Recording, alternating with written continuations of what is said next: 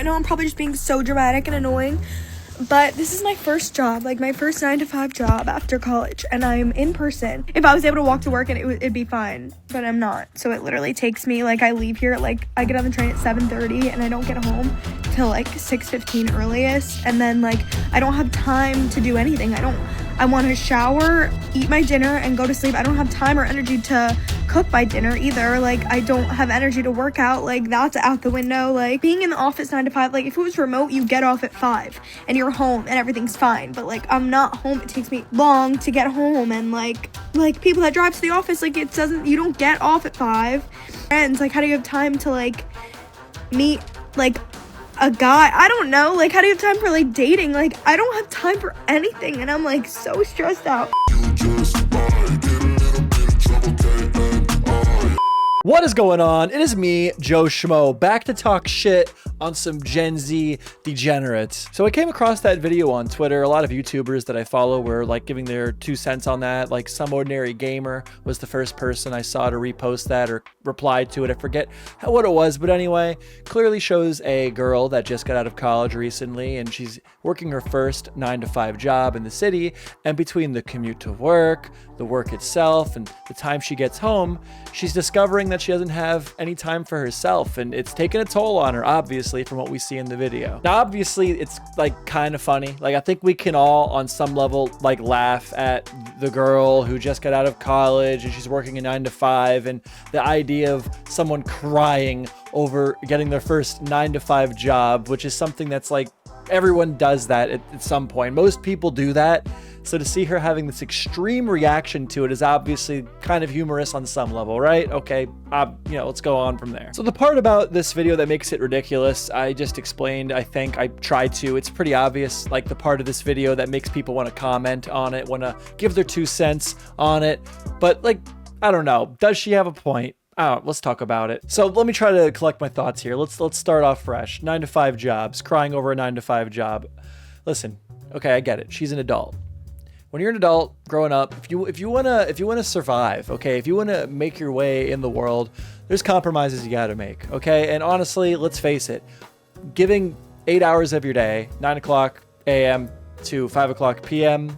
in exchange for having enough money to like live, by today's standards, that's not really that hard of a sacrifice to make, unfortunately. And this is probably an entry-level job, so you know your entry-level jobs kind of suck. I mean, I work 8 hours a day, and it sucks. Okay, can we all take away the part of this conversation where we're all going to be like, well, I work 12-hour shifts at the ball crushing factory where they crush my balls, and just like, you know, let's approach this on the level of like, yeah, you know what? I worked a 9-to-5 job, or probably something similar to that type of job, and it sucks. I kind of get what she's upset about. So she had mentioned here in the video that if this was a remote job, then, you know, it'd be easier for her. It would eliminate the commute, and it would just overall make this more comfortable for her to do. And I don't think there's anything wrong with that, okay? I don't think there's anything wrong with making it easier and more comfortable to do a job as long as it doesn't affect productivity. And statistically, remote jobs, you know, people are more productive. So yeah, there's nothing worse than committing 8 hours of your day or any time of your day at all to a job, going to work, and then sitting there and just knowing all day long that you could be doing this at home and not being allowed to because there's some boomer in charge of you that doesn't like the idea of working from home. So maybe that's where some of the frustration's coming from, but it's certainly a topic that I wanted a chance to talk about here because, yeah, 9-to-5 jobs, for a lot of these office jobs especially, they can be done at home. They can be done remotely. There is more than enough ways for the employer to track the productivity of their employees while they're at home. There is no reason in 2023 that people should be having to go into an office 5 days a week for their job, okay? It's just not necessary for most of these types of jobs that I'm assuming she has. The other big thing that she really spent a lot of time talking about is different ways this is affecting her personal life. Obviously, you know, I'm sure if you're watching this, you have a job, right? And it sucks. You know it sucks. So on some level, although you can laugh at her for her reaction, you gotta be able to sympathize with her, right? When getting a job, especially your first job, is like a daunting task.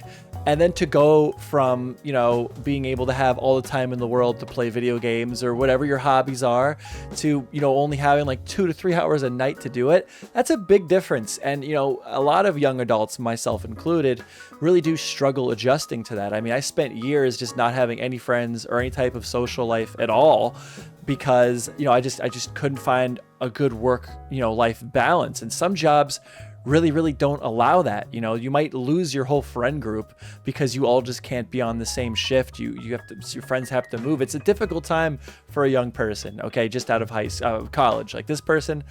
So yeah, it sucks. It's a sacrifice that we all make, you know, to be able to survive.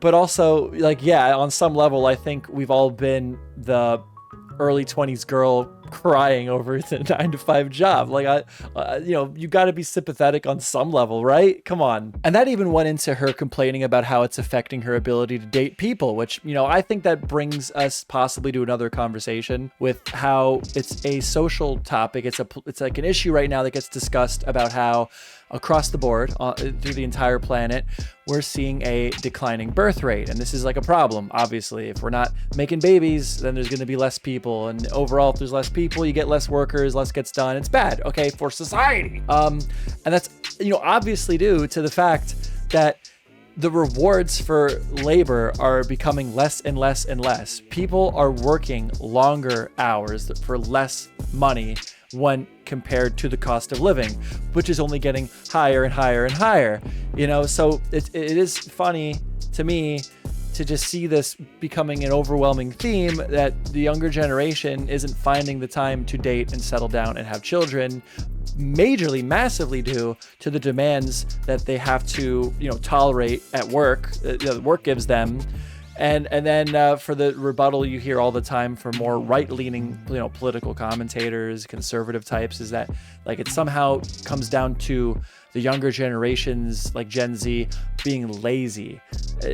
Honestly, it's an irresponsible decision for most Gen Z couples to have a child.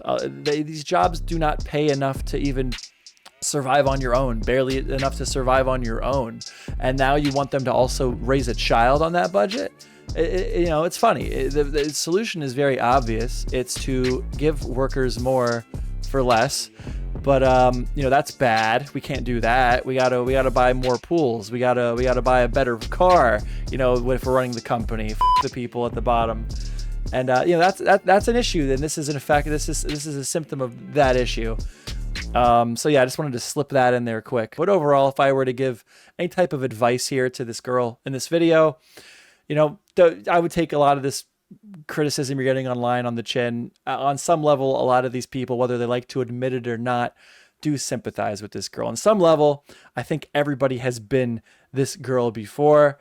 And, you know, the obvious comedic factor aside, you know, it's pretty normal to feel this way.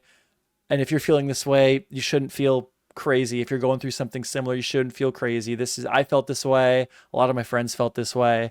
And I can also tell you from experience, as I get into my late 20s, it does get better. It does. I've seen this for myself, and I've seen this for pretty much everybody I know that's my age. The real trick is, you know, you got to be willing to make compromises. Sometimes things aren't fair. That's just how it's going to be. But as long as you're trying, like really trying, things will get better, okay? Things do get easier over time. So I don't know. You guys liked it last time I talked about one of these Gen Z videos that was like going viral and having Ben Shapiro laugh at him and stuff. So I figured I'd do another one. Hopefully you guys liked it. Guess we'll find out. Make sure you leave a like, leave a comment, maybe leave a dislike if you didn't like the video, or yell at me in the comments and tell me why I'm wrong. But that's it. Thanks for watching so much, guys. I hope you liked it. Bye. That's nice, liberal. I see they got you working the easy shift. Not me. I'm going in for my 36-hour shift at the ball crushing factory, where they crush my balls. That's right. Every day I slap these puppies up there on my hydraulic press and have more than 6 trillion newtons of force exerted directly onto my balls. I'm hoping to go for a new company record. 6.1 trillion newtons exerted directly onto my balls.